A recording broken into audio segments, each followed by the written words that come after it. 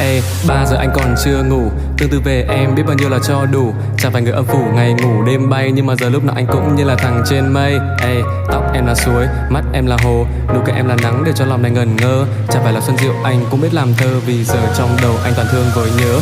Đi cùng với em trên một đoạn đường dài, chỉ mong được một lần nắm tay dù là đi đến sáng mai. Chuyện anh nó đâu phải ngày một ngày hai, nếu như em gật đầu mình bên nhau đến mãi mãi. Cuộc đời anh đã từng là bản nhạc buồn, chỉ để em remix là anh sẽ lên luôn. Từ ngày gặp em anh lại thấy bay bổng, chẳng còn đến chật chội, chẳng còn dập khuôn.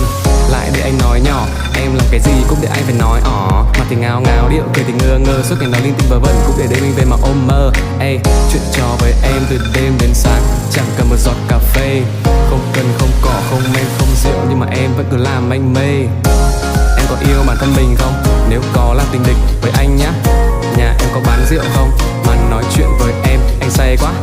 Dừng lại nhanh, cười thêm cái nữa là tim anh đứt phanh. Nhà em có sao em không ở mà lại đi chuyển hộ khẩu vào tim anh. Em có thấy cuộc đời mình nhàm chán khi cứ hoài lặp đi lặp lại. Vậy thì đến đây với anh đi, chứ sao còn cứ hoài tìm ai. Vòng tay anh không quá lớn, chân cũng chẳng được quá dài, nhưng mà để ôm em hay chạy đến với em thì việc gì với anh cũng không ngại.